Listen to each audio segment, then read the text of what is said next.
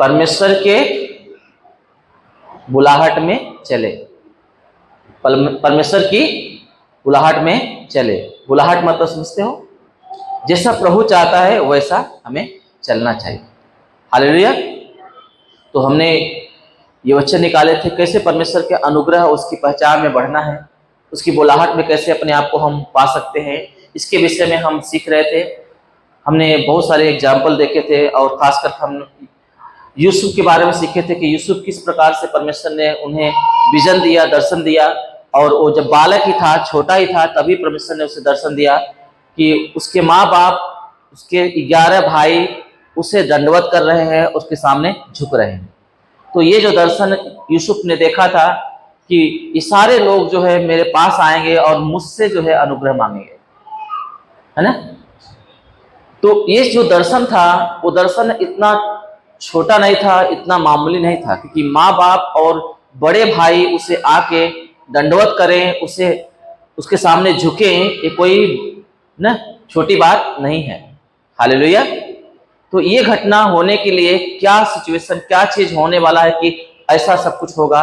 वो बुलाहट जो थी, वो विजन जो था, परमेश्वर ने यूसुफ को दिया और यूसुफ ने क्या किया?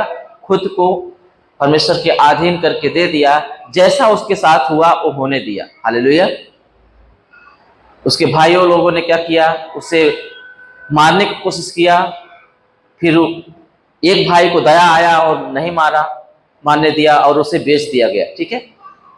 कुछ परदेशी जो है उस रास्ते से जा रहे थे और उनको बेच दिया गया और वो मिस्र देश में ले जाया गया और पोतीपर करके एक व्यक्ति ने यूसुफ को खरीद लिया और वहां पे उसे काम पे लगा दिया। जैसे वो पोतीपर ने यूसुफ को अपने घर में रखा, काम पे लगा दिया, परमेश्वर ने पोतीपर को इतना ब्लेस किया, इतना आशीष करने लगा कि वो इतना प्रसन्न हो गया कि यूसुफ के ऊपर सारा अधिकार दे दिया। अपनी पत्नी को छोड़ के सारा अधिकार यूसुफ को दे दिया और परमेश्वर यहोवा उसे बढ़ाता गया, पोतीपर को बढ़ाता गया।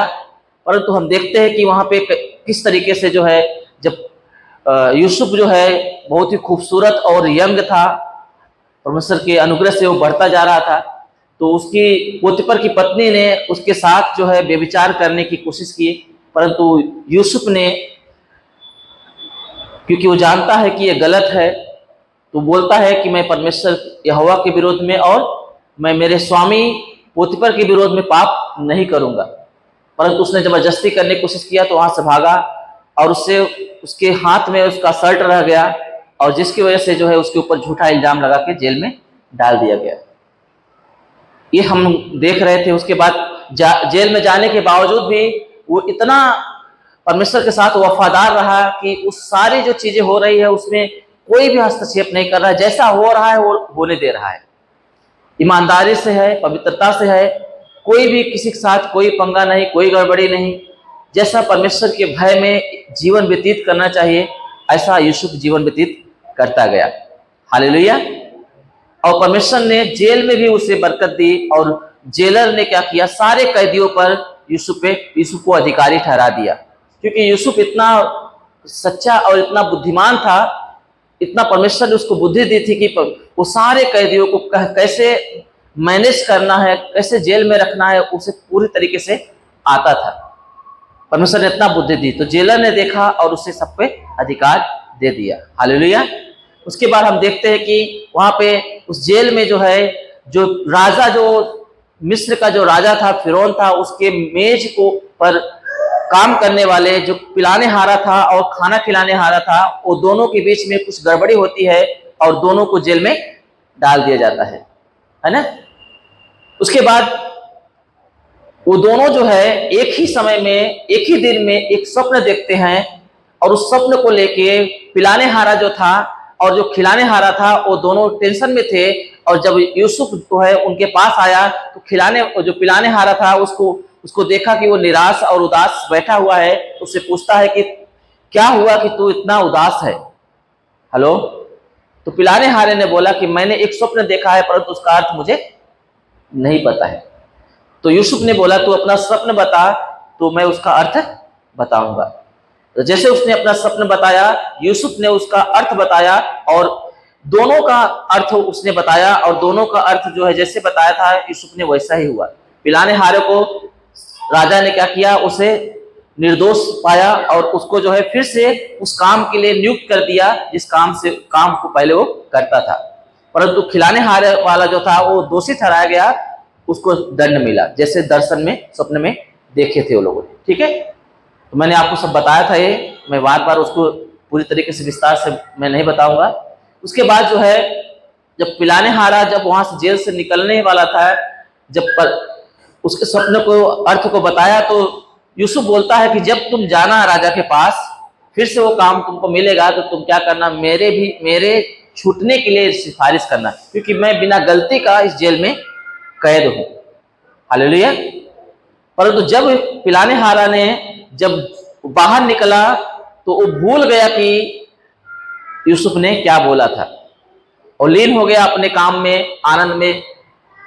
और उसके बाद 2 साल के बीतने पर राजा ने एक स्वप्न देखा और उस स्वप्न का अर्थ किसी ने बता नहीं पाए। तब उसे याद आया पिलाने हारे के कि जेल में एक व्यक्ति है जिसका नाम यूसुफ है, जिसने मेरा और खिलाने वाले का उस स्वप्न का अर्थ बताया था, जैसा बताया था वैसा ही हुआ, और केवल वही उस स्वप्न का अर्थ, राजा के स्वप्न का अर्थ बता सकता है, नहीं तो कोई बता नहीं सकता। फिर राजा को उसने बताया, राजा ने उस यूसुफ को जो है बुलाया, जेल से निकलवाया, अच्छा कपड़ा पहनाया गया, उसका बाल जो दाढ़ी वोड़ी बढ़ गई थी निकाला, अच्छा एकदम व्यक्ति करके साफ सुथरा करके उस राजभवन में राजा के सामने उसे पेश किया गया। फिर यूसुफ ने राजा के स्वप्न को का अर्थ बताया, है ना, कि 7 साल जो है अकाल पड़ने वाला है, वो परमेश्वर बहुत बरकत देने वाला है, अनाज देने वाला है, और 7 साल का अकाल पड़ने वाला है। उस स्वप्न के द्वारा राजा को परमेश्वर मैसेज दे रहा है। ठीक है, तो पर उस स्वप्न के अर्थ को बताने के बाद इतना बुद्धिमान देख के राजा ने क्या किया, कोई भी जो है जो अकाल के समय जो मुसीबत आने वाली है, अगर उससे बचना है, तो अगर कोई भी काम कर सकता है उसके विषय में, तो यूसुफ से अच्छा बुद्धिमान कोई दूसरा नहीं है। हालेलुया। तो राजा ने क्या किया, यूसुफ को डायरेक्ट क्या किया, प्रधानमंत्री नियुक्त कर दिया। हालेलुया। मिस्र का प्रधानमंत्री नियुक्त किया, जेल से डायरेक्ट क्या हुआ, मिस्र का प्रधानमंत्री बन गया। सारे लोग जो है उसके अंडर में हो गए। राजा ने क्या किया, सबको उसके अधिकार में दे दिया। जो एक बालक था जिसे बेचा गया था, जिसे जेल में डाला गया था, जिसके साथ इतना अत्याचार हुआ, एक दिन क्या हो गया, मिस्र देश का प्रधानमंत्री बन के खड़ा हो गया और सब पे राज्य करने के। हालेलुया। और हम देखते हैं कि किस तरीके से अद्भुत तरीके से परमेश्वर ने उसको, आपको पता है मिस्र देश बोलेगा तो कोई मामूली जेल नहीं था, उसको इंग्लिश में इजिप्ट बोलते हैं। वो पूरी दुनिया में उसके जो छाप है, उसका जो कीर्ति है ना, आपको पता है आज भी मिस्र देश की जो पिरामिड है ना, आज भी उसके बारे में आज तक लोग उसको खोज नहीं कर पा रहे हैं। ऐसे ऐसे रहस्य उसके अंदर छिपे हुए, बहुत ही बुद्धिमान लोग रहते थे मिस्र देश के, बहुत इंटेलिजेंट थे, और ऐसे ऐसे कारनाम जो काम थे उनके कि सारे जो है दुनिया के लोग जानते थे। और उस देश का जो है प्रधानमंत्री कौन बना, यूसुफ बना। मेरी बात समझ में आया नहीं आ रहा? हेलो। और एक दिन क्या हुआ, जब 7 साल परमेश्वर ने बहुत बरकत दी, अनाज दिया पूरी दुनिया में, उसने क्या किया, सारे अनाज को जो है टैक्स को बढ़ा दिया, बहुत सारे अनाज को उसने जगह जगह पे गोडाउन बना बना के इकट्ठा करता गया। 7 साल तक उसने अनाज को इकट्ठा किया। कितने साल तक? 7 साल तक। क्योंकि 7 साल जो है अकाल पड़ने वाला है, दुनिया को नहीं पता है, पर मिस्र को, राजा को बता दिया गया था। हालेलुया। क्योंकि वहीं पे यूसुफ है, क्योंकि उसी के द्वारा अनाज इकट्ठा किया जा सकता है, दूसरा कोई रास्ता ही नहीं था। हालेलुया। तो उसने क्या किया, पूरी दुनिया के लिए, हेलो, पूरी दुनिया के लोगों के लिए भोजन एकत्र किया उसने 7 साल तक। कौन? यूसुफ ने। जब अकाल पड़ा तो सारी दुनिया में अनाज खत्म हो गया। आपको पता है पहले के समय इतने गोडाउन नहीं रहते थे, जैसे अभी आप देखते हो ये पीएमसी मार्केट में पूरा गोडाउन भरा हुआ है ना। गवर्नमेंट का कितने गोडाउन होते हैं, बहुत सारे बिजनेसमैन होते हैं जो गोडाउन में अनाज रखते हैं। पहले ऐसा नहीं रहता था। पहले जो है किसान के पास गोडाउन रहता, वो अनाज रहता था, 1 साल के लिए बहुत करेंगे, 2 साल के लिए इकट्ठा करके रखते थे। बाकी जो है जो राजा था वो अपने लोगों के लिए उनका अनाज रखता था कुछ समय के लिए, परंतु सारे लोगों के लिए अनाज रखे तो संभव नहीं था।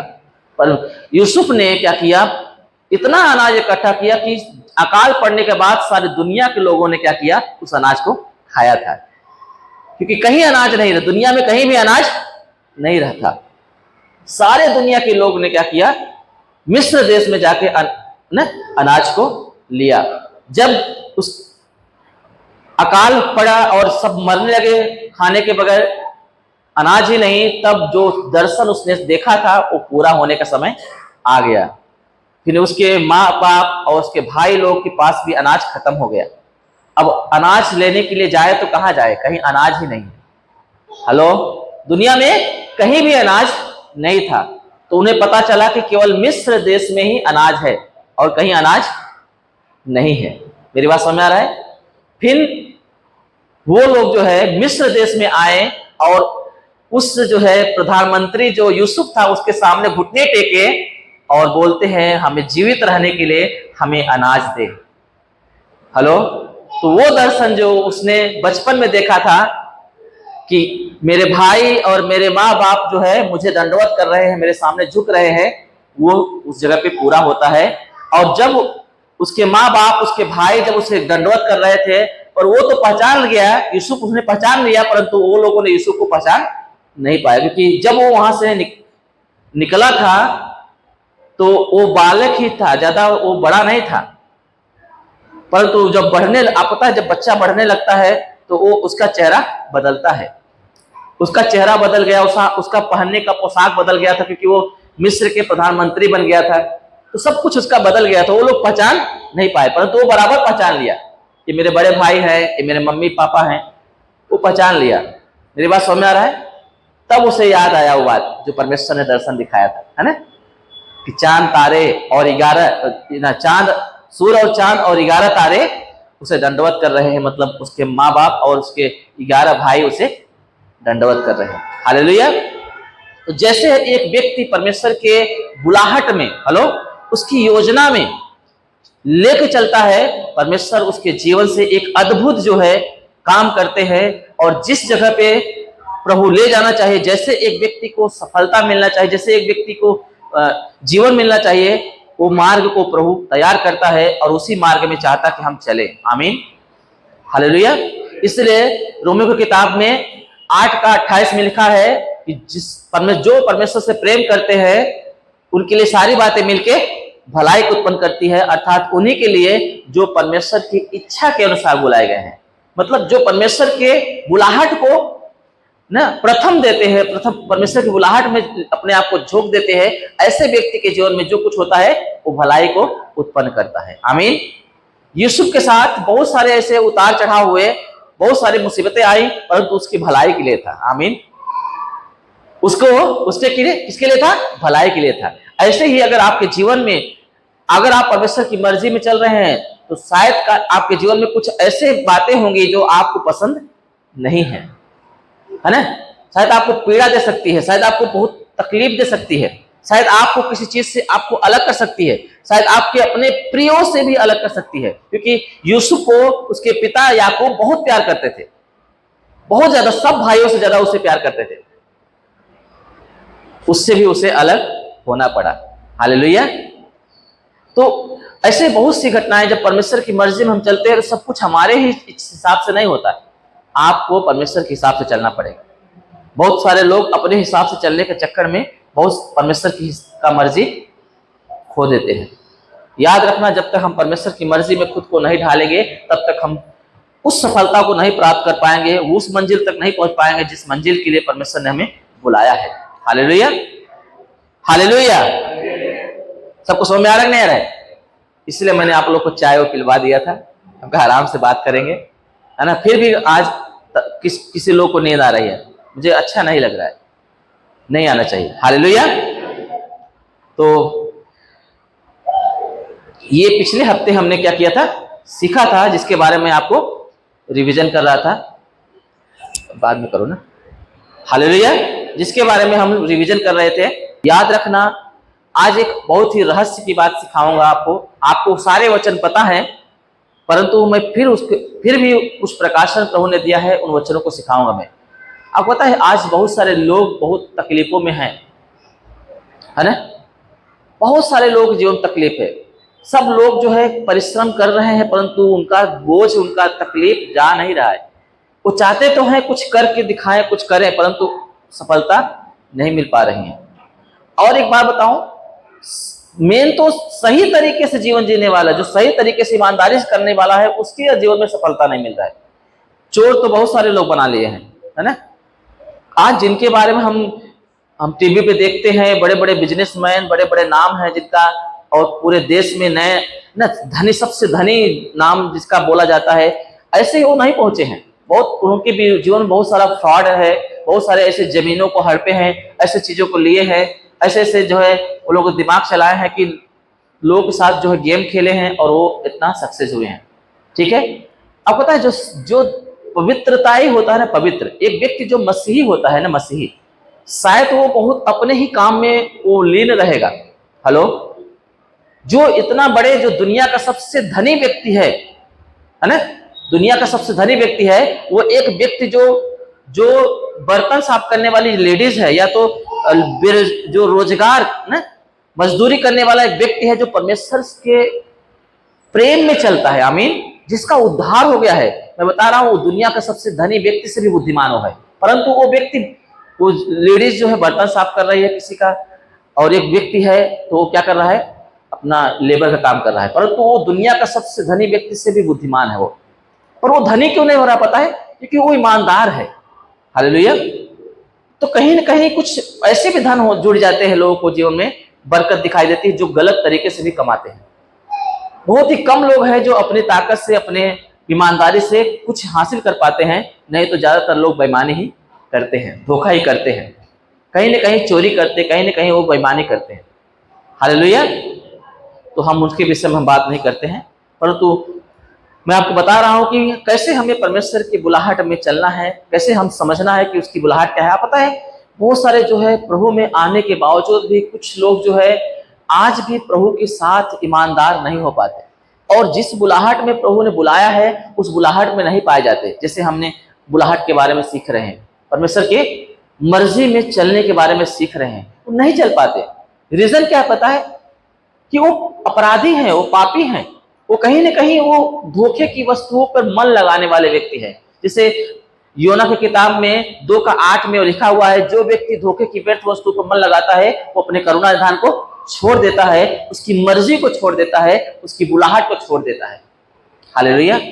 अगर एक व्यक्ति का नजर, एक व्यक्ति का विचार, एक व्यक्ति के कदम, एक व्यक्ति के काम अगर वो गलत है ना, याद रखना परमेश्वर की बुलाहट से वो अलग हो जाएगा। वो अपने आप ऑटोमेटिक उस करुणा विधान से अलग हो जाएगा, उसकी बुलाहट से अलग हो जाएगा। आपको पता है परमेश्वर की बुलाहट में जाने के लिए परमेश्वर के उपस्थिति में होके जाना पड़ता है। हेलो। बिना परमेश्वर की उपस्थिति में रहे कोई भी परमेश्वर की बुलाहट में आगे नहीं बढ़ सकता। मेरी बात समझ आए? यीशु ने बोला, हे प्यासे लोगों मेरे पास आओ, जिसको प्यास है मेरे पास आओ, है ना, तुम मुझसे पियो, मुझ पर विश्वास करो, मैं तुमसे सच सच कहता हूं कि तुम्हारे हृदय में से जीवन जल की नदी बह निकलेगी, फूट निकलेगी। और ये बात जो है यीशु मसीह पवित्र आत्मा के विषय में बात कर रहा था। किसके विषय में? पवित्र आत्मा के विषय में बात कर रहा था। पवित्र आत्मा जीवन जल की नदी है। क्या है? जीवन जल की नदी है। मेरी बात समझ आ रहा है? पवित्र आत्मा जो है जीवन जल की नदी है, और पवित्र आत्मा जो है परमेश्वर की प्रेजेंस को लाता है। हेलो। वो खुद ही परमेश्वर है, पवित्र आत्मा खुद परमेश्वर है। जब पवित्र आत्मा से हम भर जाते हैं, पवित्र आत्मा के प्रेजेंस में चलते हैं, तो याद रखना हम परमेश्वर की उपस्थिति में चल रहे हैं। आमीन। हेलो। और परमेश्वर के उपस्थिति में चलने वाला व्यक्ति उस नदी में पाया जाता है, जैसे एक व्यक्ति को नदी के बहाव में डाल दिया जाए, हेलो, और वो नदी के साथ बहता जाए। मेरी बात समझ आए? वो नदी पता है आपको तब तक बहाएगी जब तक उसे किनारा ना मिल जाए, जब तक नदी का छोर न मिल जाए, जब तक नदी जहां चाहती है तहां न ले जाए। हेलो। उस बहाव में आगे बढ़ता जाता है। मेरी बात समझ आ रहा है? हेलो, ऐसे ही पवित्र आत्मा होता है। जब आप पानी आपको बहाता है ना, नदी के फोर्स जो है आपको बहाएगा ना, तो आपकी ताकत, आपका बल काम नहीं करता, पानी आपको अपने फोर्स में लेके जाता है। मेरी बात समझ में आ रहा है? हेलो, ऐसे ही एक व्यक्ति जब पवित्र आत्मा में होकर, यानी परमेश्वर की प्रेजेंस में होकर चलता है ना, तो वो उस परमेश्वर के जीवन जल की नदी के बहाव में चलता है, जिसमें जीवन है। आमीन। जिसमें हरियाली है, जिसमें आनंद है, जिसमें शांति है। यूसुफ को इतना सारा टेंशन आया, इतना सारा तकलीफ आया, और उनके जीवन से आनंद और शांति को छीन नहीं पाया कोई। हेलो, यूसुफ के जीवन में इतना सारा प्रॉब्लम्स आए, परंतु उसके आनंद को, उसकी शांति को कोई छीन नहीं पाया। इसीलिए पौलुस बोलता है, प्रभु में सदा आनंदित रहो। मैं फिर से कहता हूं कि तुम आनंदित रहो, इसलिए क्योंकि अगर तुम प्रभु में आनंदित रहोगे तो आप पवित्र आत्मा के बहाव में चल रहे हैं। अगर आप प्रभु में आनंदित नहीं हैं, इसका मतलब है आप पवित्र आत्मा के बहाव से बाहर हो गए हैं। हालेलुया। क्योंकि मसीही जीवन में हर समय आपको आपके हिसाब से जीवन नहीं मिलेगा।